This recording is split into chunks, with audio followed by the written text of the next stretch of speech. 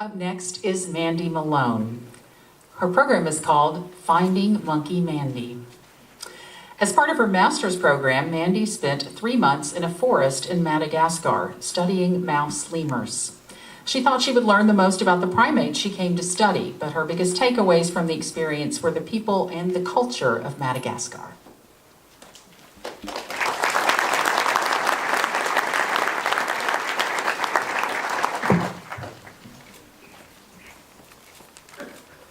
After graduating in 2008 from Kansas State University with a bachelor's degree in animal science, I eagerly accepted a position at a biomedical lab near Seattle, Washington.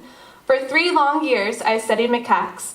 I wanted to continue my passion for monkeys, so I moved to Oxford, England, and pursued a master's degree in primate conservation. At Oxford Brookes, I spent a year studying ring-tailed lemurs. For my dissertation program, I asked my supervisor if I could study in Madagascar. He asked, "Have you ever been to the field?" I replied, "I've been camping." My mom strongly said no, which made it even easier for me to say yes. To prepare for a field study, I needed to purchase a tent, hiking boots, headlamps, anti-malarial pills, and receive all my vaccinations before leaving England.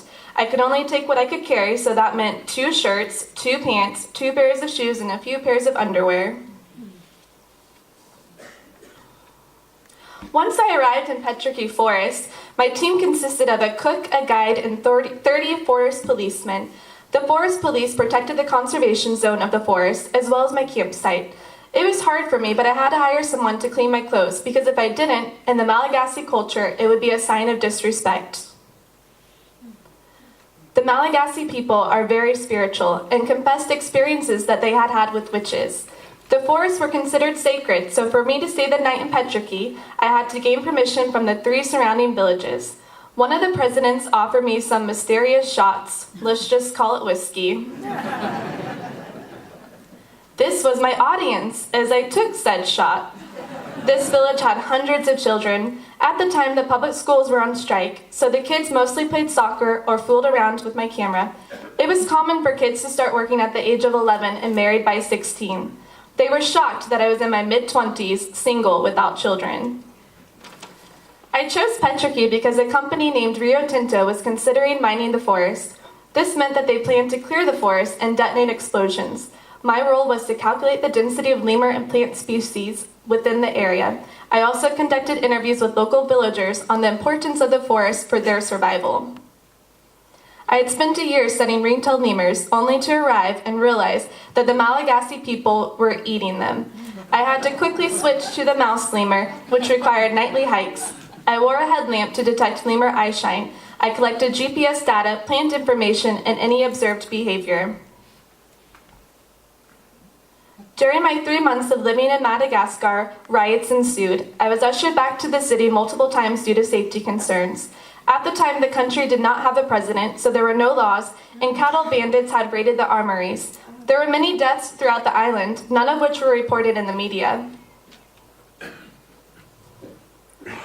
While in the jungle, I could always count on the forest police. We shared 3 tents and 1 hut at the campsite. Their job was to make sure that nobody chopped down trees or consumed lemurs. They taught me the Malagasy handshake and how to greet others by saying salami. They also taught me that it was a sign of disrespect to point to somebody or to pat a child's head. One rainy night, while trekking through the forest, I spotted a mouse lemur with my headlamp. I was shocked at how close he was to the trail, so I showed my guide. As the storm got worse, I headed back to the campsite, where my guide was nowhere to be seen. Upon arrival, I find him eating my mouse lemur. The very next day, I was introduced to a new guide. You might be wondering what I ate. 3 times a day, I ate rice and beans. I was lucky if I had chicken, beef, or seafood. The market was a 2-hour hike, so if we ran out of food, we couldn't exactly head to the nearest Dillons. Most of the time, nature sprinkled my food with ant or mouse species. Some of my fondest memories were when we curled up in our solar paneled hut and watched romantic comedies on my laptop. The forest police preferred Jackie Chan, but unfortunately, 27 dresses was all that I had.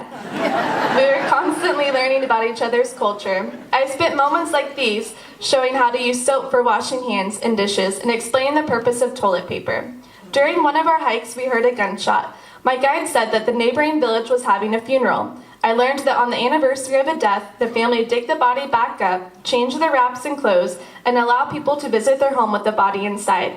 Since it is an expensive project or process, they usually do it about every 5 years. As my Malagasy vocabulary grew, my relationships with the guards and my guide became stronger. Malagasys are some of the happiest people I've ever met. One of my guards, who I called Papa, asked me to marry one of his 7 sons. He said I could have their cow, their boat, and their cement house if only I accepted his proposal. Before heading back to England, I donated my clothes, shoes, and hiking materials to the local villagers. They were grateful and showered me with heartfelt letters. It was a tearful goodbye, as we had all grown incredibly close. It's funny to think that there's a person in Madagascar wearing a Wichita Heights High School t-shirt. Based on my interactions with the Malagasy and the ability to survive with only the things I could carry on my back, I returned home as a minimalist. I quickly donated most of my possessions and vowed to live a simple life full of experiences. By living the island life, I learned what it meant to be in survival mode. Famed for its lemurs, rainforests, and vanilla, Madagascar is the hottest biodiversity hotspot in the world. I observed hundreds of endemic animals and plants. To say that this experience changed my outlook on life is an understatement. With 20% of natural forests left, I recommend a visit to Madagascar before it's too late. I reported back to the mining company that there were over 3,000 mouse lemurs living in Petriky. I'm happy to say that to this day, Rio Tinto has still not chopped down Petriky. Was it because of my data results? Doubtful, but I like to think that I was helpful in their decision to conserve Petriky. I thought my takeaway from this experience would revolve around lemurs, but in all actuality, it was about the Malagasy culture. I value the relationships that I gained, the knowledge I learned, and their assistance in helping me find Monkey Mandy.